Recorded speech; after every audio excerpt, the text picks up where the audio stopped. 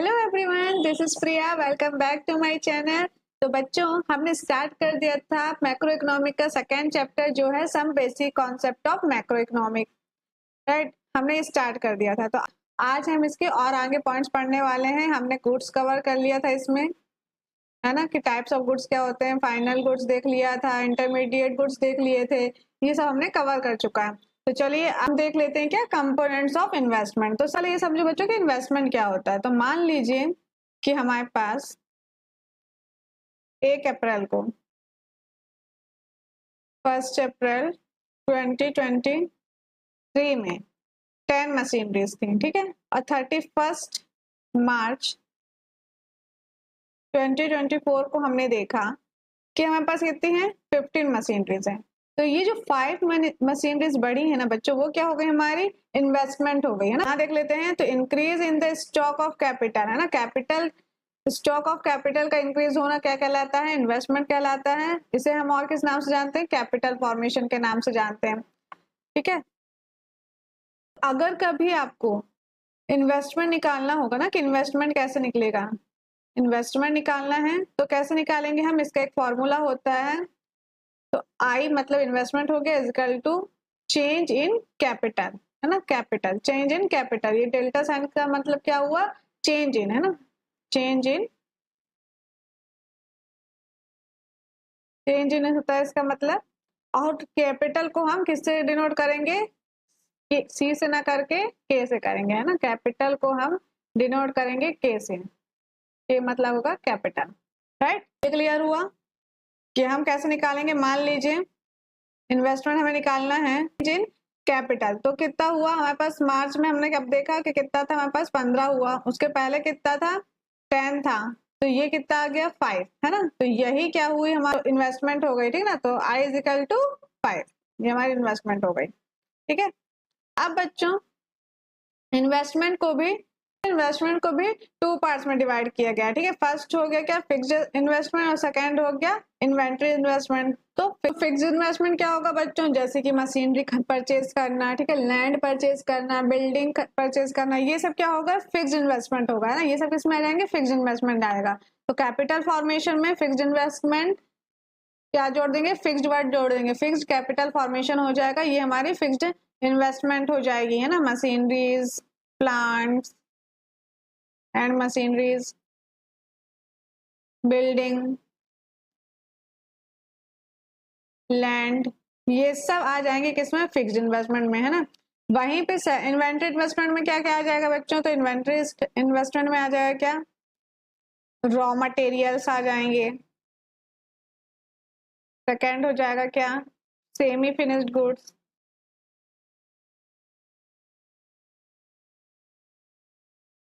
Third हो जाएगा finished goods.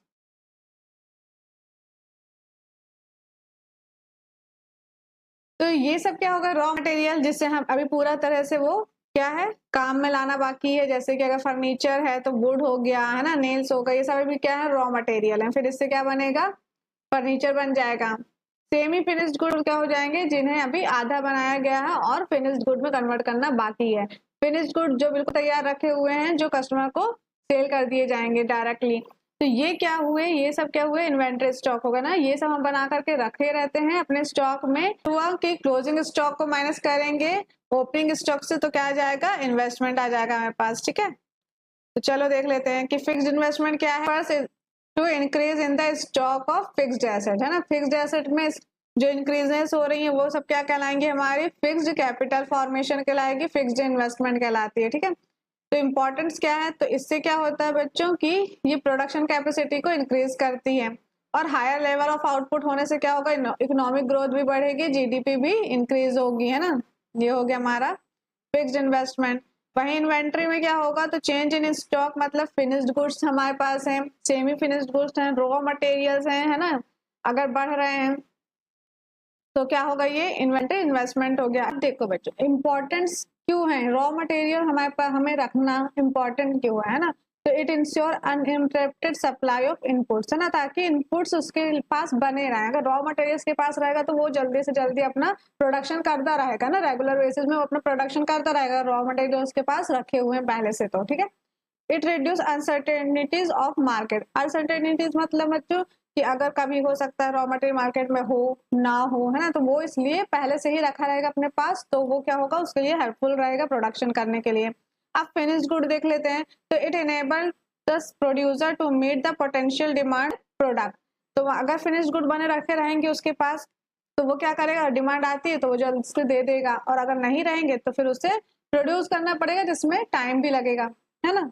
तो जैसे ही डिमांड आती है अगर उसके गुड्स की, तो क्या करेगा, वो तुरंत सेल कर सकता है। इसका क्या इंपॉर्टेंस हो गया रॉ मटेरियल फिनिश गुड रखने के, है ना, तो इन्वेंट्री इन्वेस्टमेंट के इंपॉर्टेंस ये रहे। तो अब देख लेते हैं बच्चों क्या डिजायर इन्वेंट्री स्टॉक और अनडिजायर। तो डिजायर इन्वेंट्री स्टॉक क्या होता है, it refers to the planned inventory stock, है ना। प्लान्ड इन्वेंट्री स्टॉक मतलब लीजिए प्रोड्यूसर ने सोचा कि मैं 100 यूनिट्स प्रोड्यूस करूंगा, जिसमें से मेरी कितनी 400 यूनिट जो है वो सेल हो जाएंगी, है ना। 400 यूनिट उसने सोचा कि सेल हो जाएंगी, और बोला कि मैं 100 यूनिट मेरे कहाँ रहे आएंगे, स्टॉक्स में रखे रहेंगे, ठीक ना। स्टॉक रहेगा, इन्वेंट्री मेरा कितना रहेगा 100 यूनिट का रहेगा, ताकि जब भी डिमांड आए तो मैं सेल कर सकूं, ये इसने सोचा, ठीक ना। ये क्या हो गया, अब ये हो गया क्या डिजायर इन्वेंट्री स्टॉक, है ना। प्लांट था ये कि 500 यूनिट बनाऊंगा, 400 सेल हो जाएंगी और 100 यूनिट में स्टॉक में रख लूंगा, ताकि जब भी डिमांड आए तो मैं उसे निकाल सकूं, ये था। पर अगर 500 यूनिट उसने सोचा था, 400 यूनिट सोचा था कि सेल हो जाएगी, 500 उसने प्रोड्यूस किया, 400 सोचा था कि सेल हो जाएगी, बट हुई कितनी 300 ही सेल हो पाई। अब 300 यूनिट सेल हो पाई, तो यहाँ कितनी बच गई स्टॉक में, 200 यूनिट स्टॉक में बच गई। तो ये क्या हो गया, अनप्लान्ड हो गया, क्योंकि ये उसने सोचा नहीं था कि सेल नहीं हो पाएगी उसकी, है ना, और स्टॉक इतना बच जाएगा। तो ये हो गया क्या, इन्वेंट्री अनप्लान्ड इन्वेंट्री, ठीक है, ये क्लियर हुआ। अब बच्चों हम देखते हैं ग्रॉस इन्वेस्टमेंट, नेट इन्वेस्टमेंट और डेप्रिसिएशन, है ना। तो अब ये एक अलग चीज, ग्रॉस इन्वेस्टमेंट क्या होता है, तो मान लीजिए एक साल के अंदर, एक अकाउंटिंग पीरियड के अंदर अंदर देश में कितना कैपिटल गुड्स का मतलब एसेट्स का प्रोडक्शन हुआ है, तो ये हो गया क्या ग्रॉस इन्वेस्टमेंट। अब ऐसे समझो कि मान लो साल भर के अंदर 15 मशीनरीज का प्रोडक्शन हुआ, ठीक है ना, 15 मशीनरीज का प्रोडक्शन हुआ, तो ये क्या हो गई 15 ग्रॉस इन्वेस्टमेंट हो गया कि साल भर के अंदर कितनी मशीनरीज लाई गई हैं, कितनी कैपिटल गुड्स लाई गई हैं 15, ठीक है।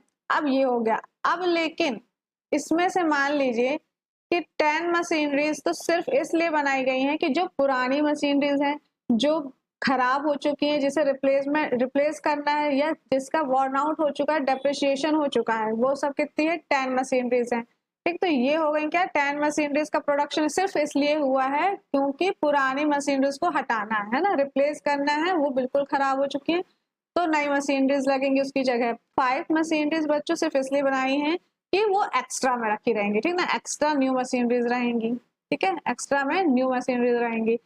तो देख लेते हैं, gross investment is defined as the total expenditure और investment that is made by a company to acquire capital goods used for replacement of existing capital stock goods का प्रोडक्शन करना है जो कि अभी खराब हो चुके हैं, वॉर्न आउट हो चुके हैं, डेप्रिशिएट हो चुके हैं, या रिप्लेसमेंट करना है उनका, ठीक ना। ये हो गए क्या 10 मशीनरीज ऐसी हैं हमारे पास। देखो बच्चों, जो कैपिटल गुड्स है ना, नेट एडिशन हुआ, नेट एडिशन हुआ है मतलब हमारे पास कितना नेट एडिशन था एक्स्ट्रा में 5 मशीनरी हमने एक्स्ट्रा बनाई थी, उसको हम क्या कहेंगे नेट इन्वेस्टमेंट कह देंगे, ठीक ना, क्योंकि वो हमने एक्स्ट्रा बनाई है। और वहीं पे 10 जो है उसे हम क्या कह देंगे, उसे हम कह देंगे डेप्रिसिएशन। क्योंकि डेप्रिसिएशन क्यों कहेंगे, क्योंकि ये वही मशीनरीज हैं जो खराब हो गई थी, जिनको रिप्लेस करना था उसकी जगह पे ही हम लाए थे, जिनकी पूरी तरह से वैल्यू गिर गई थी। तो नेट इन्वेस्टमेंट हो जाएगा जो हमने एक्स्ट्रा बनाई है, और डेप्रिसिएशन हो जाएगा कौन सी, जिन्हें रिप्लेस करके हम नई ला रहे हैं। ग्रॉस इन्वेस्टमेंट कैसा निकल जाएगा, जो भी नेट इन्वेस्टमेंट है मतलब जो भी एक्स्ट्रा बनाई गई है वो, और प्लस कर देंगे जो डेप्रिसिएशन के लिए लाई गई थी, मतलब जो न्यू मशीनरी लाई गई थी रिप्लेस करने के लिए या रखने के लिए, ठीक ना। तो वो क्या हो गई, उन दोनों को प्लस कर देंगे तो क्या हो जाएगा ग्रॉस इन्वेस्टमेंट हो जाएगा। वही नेट इन्वेस्टमेंट कैसे निकल जाएगा कि जो भी ग्रॉस इन्वेस्टमेंट था, जितनी टोटल प्रोड्यूस की गई थी वो, और उससे माइनस कर देंगे जिसे हमें रिप्लेस करना है, तो ये हो जाएगा क्या हमारा नेट इन्वेस्टमेंट। अब इम्पोर्टेंस देख लेते हैं। It increase stock of capital in the economic. तो ये क्या होता है, अगर नेट इन्वेस्टमेंट हम करते हैं तो वो क्या हो रहा है, इंक्रीज करता है क्या, स्टॉक को, है ना, कैपिटल स्टॉक को इंक्रीज करता है, क्योंकि अब it increase the availability of capital per unit of labour, efficiency of labour rises, ठीक है। It increase production capacity which lead to GDP growth. ये क्या करता है, प्रोडक्शन कैपेसिटी को भी इंक्रीज करता है, जिससे जीडीपी का ग्रोथ होता है, इकोनॉमिक ग्रोथ होता है, राइट। तो चलिए अब हम देख लेते हैं डिफरेंस बिटवीन ग्रॉस और नेट इन्वेस्टमेंट, दोनों में क्या डिफरेंस है।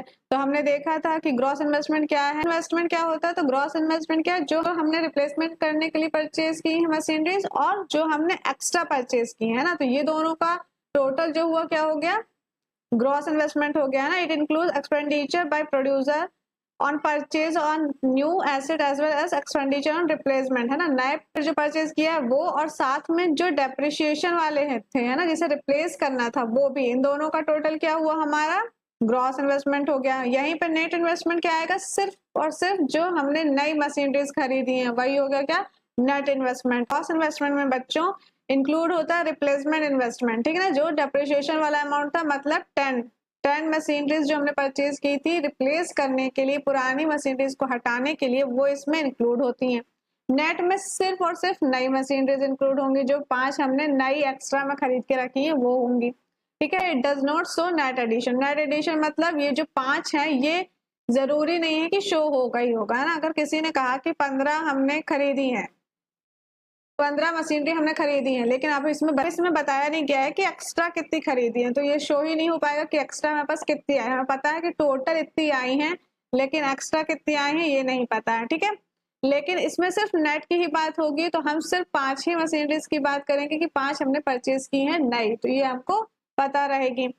ग्रॉस इन्वेस्टमेंट में क्या है बच्चों, not necessary lead to increase in production capacity, मतलब जरूरी नहीं है कि हमारा ग्रोथ पता चले, कैपेसिटी पता चले, जीडीपी इंक्रीज हो। मान लो 15 मशीनरी परचेज की थी और पूरी की पूरी हमको रिप्लेस वाले में ही डालनी है ना, रिप्लेस वाले में ही डालनी है, तो क्या हो जाएगा कि पूरी की पूरी मशीनरीज कहाँ आई हैं, रिप्लेस हुई हैं, मतलब जो पुरानी मशीनरीज थी उसको हटा करके नई मशीनरी लगाई गई है, लेकिन नई एक्स्ट्रा हमने नहीं रखी, तो मतलब जीडीपी ग्रोथ नहीं है, जो पुरानी थी वो भी गई, उसी की जगह नई आई है, ठीक है, तो जीडीपी ग्रोथ नहीं हुई। लेकिन इसमें क्या है कि 5 जो है हमारे पास वो न्यू मशीनरीज ही हैं, हमने एक्स्ट्रा में रखी हुई है, एक्स्ट्रा लगेगी तो यूज होगी, तो इससे क्या होगा, जीडीपी ग्रोथ होगा, प्रोडक्शन कैपेसिटी इंक्रीज होगी, ठीक है। ये क्लियर हुआ। अब हम चलते हैं डेप्रिसिएशन की तरफ कि डेप्रिसिएशन क्या होता है। डेप्रिसिएशन सीधा सा मतलब है कि जो मशीनरी हम यूज कर रहे हैं, है ना, उसकी वैल्यू का गिरना, है ना, टाइम टू टाइम क्या होगी, उसकी वैल्यू गिरती जाएगी। मान लो अगर आपने कोई मशीनरी लाई है आज 20 लाख की, ठीक है, 20 लाख की अपनी मशीनरी लाई है, लेकिन क्या 2 साल बाद भी उसकी वैल्यू उतनी रहेगी, 20 लाख रहेगी, नहीं, वो वर्क कर रही है, वो टाइम जा रहा है, तो उसकी वैल्यू भी हो सकता है 17 लाख हो जाए, 15 लाख हो जाए, है ना, उसकी वैल्यू क्या होगी, गिरेगी। तो वैल्यू का गिरना ही फिक्स्ड एसेट में क्या होता है, डेप्रिसिएशन होता है। Depreciation is a decrease in the book value of fixed asset, है ना, फिक्स्ड एसेट की वैल्यू गिरना डेप्रिसिएशन कहलाता है। तो it involves loss of value of assets, है ना। अब ये क्या होता है, वैल्यू ऑफ एसेट्स का लॉस होता है due to passage of time and obsolescence. तो बच्चों टाइम के साथ साथ, टाइम के जाने के साथ साथ क्या होगी, फिक्स्ड एसेट की वैल्यू भी गिरती जाएगी, और एक टाइम आएगा बच्चों कि उस एसेट्स की वैल्यू क्या हो जाएगी, जीरो में आ जाएगी, है ना, जीरो में आ जाएगी, ठीक है। तो अब हम देख लेते हैं difference between expected and unexpected obsolescence. अब ऑब्सोलेंस क्या होती है, मान लीजिए अगर कोई भी टेक्नोलॉजी में चेंज आ रहा है ना, आज आप कोई मशीनरी लेकर आए, ठीक है, आज से 10 साल बाद उसमें क्या हुआ, चेंजेस आ गई है ना, टेक्नोलॉजी बदल गई, तो क्या होगा, जो आपकी मशीनरीज थी उसकी क्या होगी, वैल्यू गिर जाएगी, है ना, उसकी वैल्यू क्या हो जाएगी, गिर जाएगी, चाहे गिर जाएगी या बिल्कुल खत्म हो जाएगी, ठीक है। तो ये हो गया क्या, ऑब्सोलेंस।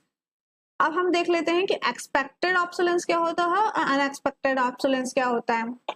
तो मीनिंग देख लेते हैं बच्चों, तो मीनिंग क्या है देख लेते हैं। तो it refers to the fall in the value of fixed asset due to the change in technology और डिमांड, है ना, डिमांड ही उस चीज की खत्म हो गई हो, है ना, और आप उस चीज को प्रोड्यूस कर रहे हो जिस चीज की डिमांड ही नहीं है मार्केट में, वो हो सकती है वजह, या टेक्नोलॉजी की चेंज होने की वजह हो सकती है। अनएक्सपेक्टेड क्या हो सकता है, it refers to the fall in the value of fixed asset due to natural climates and economic recession. अब अनएक्सपेक्टेड कैसे हो सकता है बच्चों की जो फिक्स्ड एसेट्स की जो वैल्यू गिर रही है वो हो सकता है कि कुछ नेचुरल क्लाइमेट्स हो सकते हैं, आपकी मशीनरीज की वैल्यू क्या हो रही है, गिर रही है ना, इकोनॉमिक रिसेशन आ जाए, ये सब क्या हो गया, अनएक्सपेक्टेड ऑब्सोलेंस हो गया। रीजन क्या हो गया है, तो एक्सपेक्टेड का तो हो गया चेंज इन टेक्नोलॉजी हो सकती है, डिमांड हो सकता है, वहीं अनएक्सपेक्टेड का रीजन क्या हो सकता है, नेचुरल क्लाइमेट्स हो तो सकते हैं, है ना, इकोनॉमिक रिसेशन आ सकता है, पार्ट ऑफ डेप्रिसिएशन। तो बच्चों जो एक्सपेक्टेड ऑब्सोलेंस होता है वो होता है पार्ट ऑफ डेप्रिसिएशन का, क्योंकि इसे लॉस माना जाता है, तो ये क्या है, पार्ट ऑफ डेप्रिसिएशन का। लेकिन वहीं पे अनएक्सपेक्टेड जो है ना, तो उसे पार्ट ऑफ डेप्रिसिएशन नहीं माना जाता है। कैपिटल लॉस क्या है बच्चों, तो capital loss the loss due to this is added in the consumption of fixed asset. वहीं पे अनएक्सपेक्टेड में क्या होगा, the loss due to this is added to capital loss. ठीक है, एक्सपेक्टेड ऑब्सोलेंस में क्या होगा, loss due to this added to consumption of fixed asset, है ना। वहीं पे लेकिन अनएक्सपेक्टेड में क्या होगा, इसे एडेड किया जाएगा कैपिटल लॉस में। मैनेजमेंट एक्सपेक्टेड ऑब्सोलेंस में it will manage through a depreciation reserve fund, reserve fund से ये क्या कर सकते हैं, मैनेज किया जा सकता है। वहीं अनएक्सपेक्टेड को क्या कर सकते हैं, इंश्योरेंस लिया जा सकता है फिक्स्ड एसेट का। ठीक है, prediction it is regard the producer can predict the loss through their experience and knowledge. ये कैसे प्रिडिक्ट कर सकते हैं, क्योंकि अपने एक्सपीरियंस और नॉलेज से स्टडी करके क्या कर सकते हैं, प्रिडिक्शन कर सकते हैं। अनएक्सपेक्टेड में बच्चों प्रिडिक्ट नहीं किया जा सकता कि कब नेचुरल डिजास्टर्स हो जाए ना, इकोनॉमिक रिसेशन आ जाए, ये सब प्रिडिक्ट नहीं किया जा सकता है। ये हो गया हमारा difference between and unexpected obsolescence. Depreciation हम देख लिए हैं कि किस किस वजह से हो सकता है। देख लेते बच्चों consumption of fixed capital, capital loss. तो क्या होता है, तो कैपिटल लॉस जो होता है बच्चों वो क्या है, कैपिटल लॉस क्या हुआ, it is the loss of value of capital due to unexpected obsolescence and natural climates, है ना। ये कैसा लॉस हो सकता है, जो अनएक्सपेक्टेड ऑब्सोलेंस की वजह से आते हैं या नेचुरल क्लाइमेट की वजह से आते हैं। लेकिन कंजप्शन ऑफ फिक्स्ड कैपिटल मतलब डेप्रिसिएशन, तो डेप्रिसिएशन कैसा है, जो due to wear and tear, है ना, रख रखाव की वजह से हो सकता है, एक्सपेक्टेड ऑब्सोलेंस की वजह से हो सकते हैं, ये होगा क्या, डेप्रिसिएशन का। कैपिटल लॉस में बच्चों प्रोडक्शन प्रोसेस, तो it is not due to production process. जो कैपिटल लॉस है वो प्रोडक्शन प्रोसेस के कारण नहीं होता है, लेकिन डेप्रिसिएशन जो है वो प्रोडक्शन प्रोसेस के कारण ही होता है। ठीक है, provision of capital is not maintained, है ना, प्रोविजन इसके लिए नहीं मेंटेन किए जाते हैं, लेकिन क्या है, डेप्रिसिएशन के लिए बच्चों प्रोविजन मेंटेन किए जाते हैं, रिप्लेसमेंट ऑफ कैपिटल रहता है। तो अगर हम स्टॉक और फ्लो की बात करते हैं, तो स्टॉक क्या होता है, जहां पॉइंट ऑफ टाइम पे ही आप चीजें देख करके बता दीजिए तो वो क्या हुआ, स्टॉक हुआ। एग्जांपल ले लीजिए, जैसे अगर मैं आपसे पूछूं कि आपकी वेल्थ कितनी है, आपकी जमा पूंजी कितनी है, तो आप मुझे बता देंगे तुरंत दे करके, है ना। मैं अगर पूछूं कि पॉपुलेशन ऑफ कंट्री कितनी है, पॉपुलेशन ऑफ कंट्री कितनी है, तो वो भी आप बता देंगे। ठीक है, बैंक डिपॉजिट की बात किया जाए तो बैंक डिपॉजिट आप बता देंगे। तो ये सब क्या हो गई, पॉइंट ऑफ टाइम, जो आप तुरंत देख करके आप बता दें, वो क्या हो गया, स्टॉक। वहीं पे फ्लो क्या हुआ बच्चों, जो ओवर पीरियड ऑफ टाइम की बात हो रही है। अब मैं आपसे आपकी इनकम पूछूं, तो आप इनकम मुझे क्या बताएंगे कि मेरी इनकम 40,000 पर मंथ है, पर मंथ, है ना, पर मंथ बताएंगे। ईयर में पूछूंगी तो आप बता देंगे कि 7 लाख पर ईयर, है ना, 7 लाख पर ईयर। तो ये जो पर ईयर लग जा रहा है, पर मंथ लग जा रहा है, तो वो क्या हो गया, फ्लो हो गया, है ना, period of time, over a period of time होता है। कम हो गया तो आप मुझे पर ईयर में बता देंगे। इंटरेस्ट ऑन कैपिटल होगा तो भी आप मुझे बता देंगे इंटरेस्ट ऑन कैपिटल कितना लग रहा है। ठीक है, तो ये क्या हो गया, फ्लो हो गया। आप मुझे बताइएगा कमेंट करके कि वेल्थ क्या है, स्टॉक है या फ्लो है। ठीक है, इंटरेस्ट ऑन कैपिटल स्टॉक है या फ्लो है, कैपिटल स्टॉक है या फ्लो है, डिपॉजिट स्टॉक है या फ्लो है, स्टॉक या फ्लो, सप्लाई ऑफ मनी,